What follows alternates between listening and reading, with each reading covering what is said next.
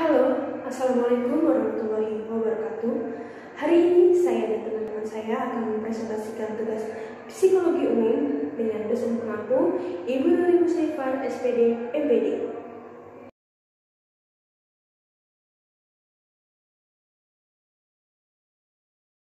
Latar belakang. Setiap manusia pasti memiliki perkembangan, baik perkembangan secara psikologis maupun biologis. Perkembangan sendiri tidak tertuju pada psikologis atau biologisnya saja.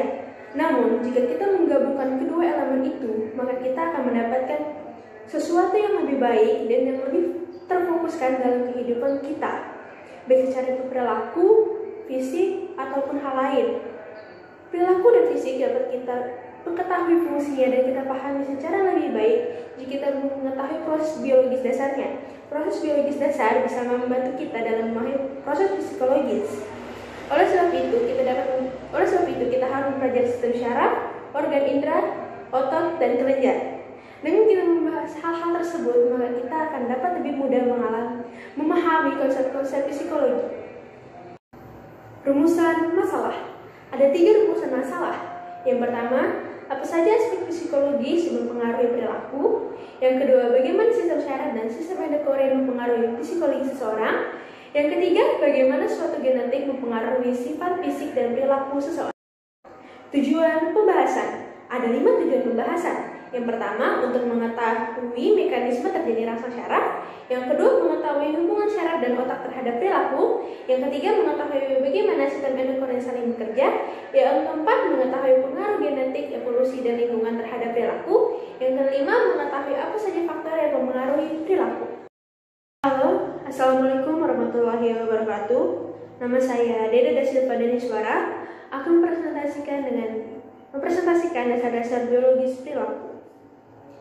Pengertian perilaku adalah suatu tindakan atau aktivitas manusia itu sendiri yang mempunyai bentangan yang sangat luas. Menurut Skinner yang dikutip oleh Noto Atmojo merumuskan bahwa perilaku merupakan respon atau reaksi seseorang terhadap stimulus atau rangsangan dari luar.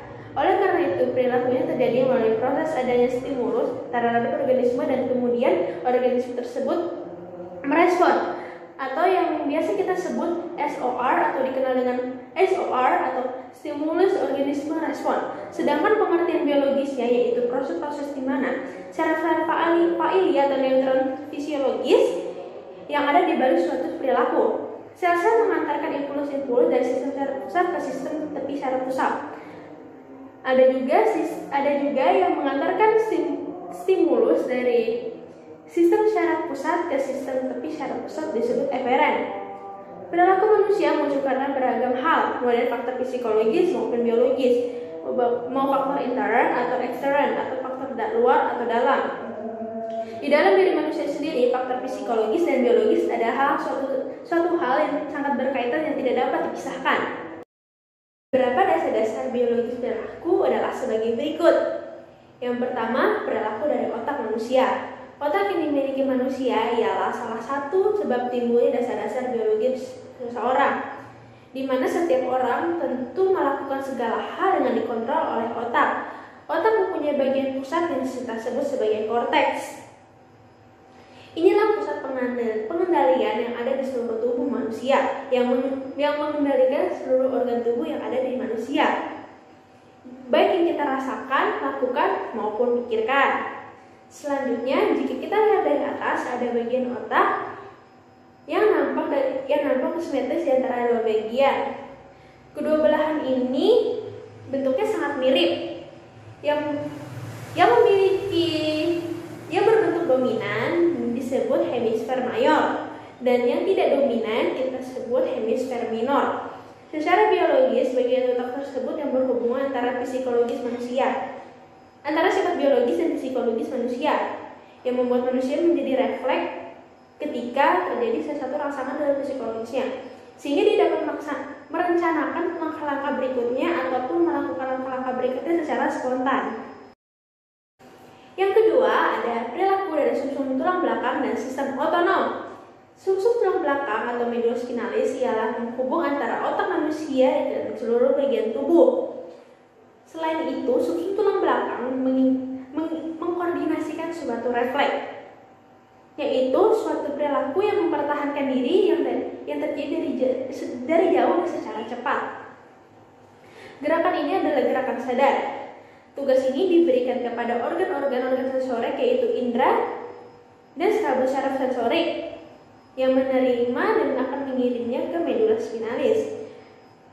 Selanjutnya, perilaku dan sistem hormon. Selain sistem saraf pusat, sistem hormon juga membantu dalam perkembangan tubuh manusia, mempengaruhi tingkah laku manusia dan sistem yang lainnya. Sistem hormon sendiri terdiri dari rangkaian hormon atau glandula yang dapat mengeluarkan cairan-cairan kimiawi tertentu.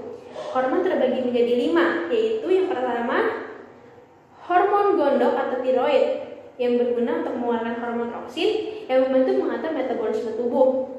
Yang kedua ada hormon pituitari, mengeluarkan hormon pituitari yang bekerjasama dengan hormon hipotamus yang ikut mengatur berbagai perilaku emosional manusia. Yang ketiga ada hormon adrenal, yaitu hormon adrenalin yang dikeluarkan atas pengaruh hormon pituitari pada saat orang sedang stres. Yang keempat ada hormon gonad, yaitu hormon yang mempengaruhi perilaku seksual seseorang. Yang kelima adalah hormon pankreas yang menghasilkan gula darah yang akan menentukan sehat atau tidaknya seseorang. Shalom, saya akan mempresentasikan sistem saraf. Sistem saraf merupakan sirkuit komunikasi elektrokimia tubuh. Sistem saraf manusia terbuat dari miliaran sel yang saling terhubung. Otak dan sistem saraf memandu interaksi kita dengan dunia di sekeliling kita, menggerakkan tubuh melalui dunia dan mengarahkan adaptasi kita terhadap lingkungan. Beberapa karakteristik sistem saraf yang mengarahkan perilaku kita antara lain: 1. Kompleksitas otak dan sistem saraf luar biasa rumit. Seiring dengan membaca, otak kita akan melakukan sejumlah besar tugas seperti bernapas, melihat, berpikir, dan bergerak.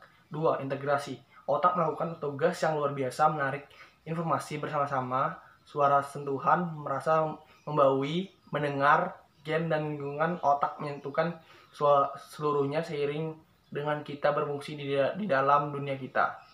3. Adaptabilitas. Dunia di sekitar kita terus-menerus berubah. Untuk bertahan hidup, kita harus beradaptasi terhadap kondisi baru. 4. Transmisi elektrokimia. Otak dan sistem saraf pada dasarnya berfungsi sebagai sebuah sistem pengolahan informasi, diperkuat oleh berbagai infus listrik dan perantara kimia. Shalom, saya akan mempresentasikan sistem endokrin. Sistem endokrin atau endocrine system adalah sekumpulan kelenjar yang mengatur aktivitas organ tertentu dengan melepaskan produk kimia mereka ke dalam aliran darah. Dahulu, sistem endokrin dianggap terpisah dari sistem saraf. Namun demikian, saat ini para ilmuwan neuroscience mengetahui bahwa kedua sistem tersebut seringkali saling berhubungan. Hormon atau hormone adalah kurir kimia yang diproduksi oleh kelenjar endokrin.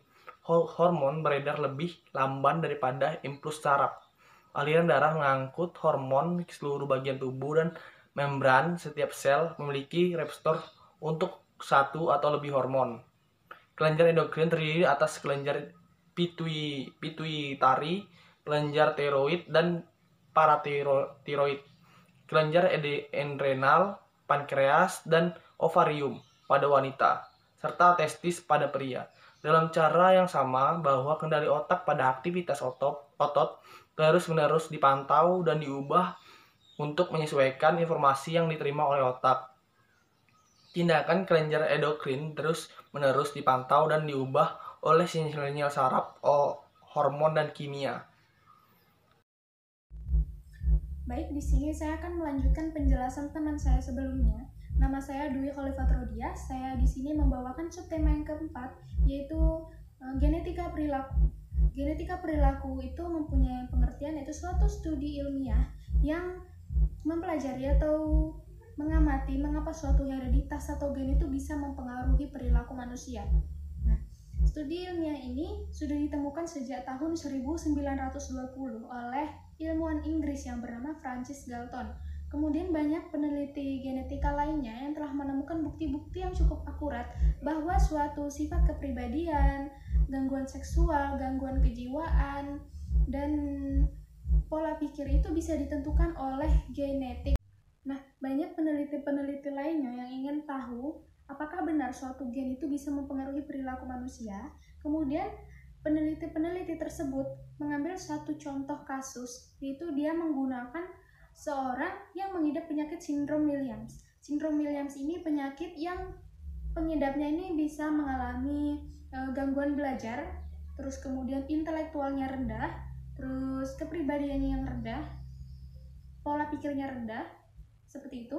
Kemudian peneliti ini membandingkan si penderita sindrom Williams ini dengan manusia biasa. Benar saja, pola pikir mereka itu berbeda. Nah, tetapi yang aneh adalah seiring waktu penderita sindrom Williams ini beranjak dewasa, ia bisa berpikir normal layaknya manusia biasa yang sudah sejak lahir dilahirkan normal. Nah, di sini bisa disimpulkan bahwa memang benar genetika itu mempengaruhi bagaimana seseorang itu berperilaku dalam kehidupan sehari-harinya, tetapi tidak semua itu disebabkan oleh faktor genetik. Ada faktor lain yang bisa menyebabkan bagaimana seseorang itu bertingkah laku, yaitu faktor lingkungan atau faktor sosial yang ada di sekitarnya. Jadi faktor genetika itu hanya sekitar 50% mempengaruhi perilaku manusia. 50%-nya lainnya yaitu bisa disebabkan oleh faktor lingkungan atau faktor sosial yang ada dalam kehidupannya sehari-hari. Itu saja penjelasan dari saya. Saya akhiri. Wassalamualaikum warahmatullahi wabarakatuh.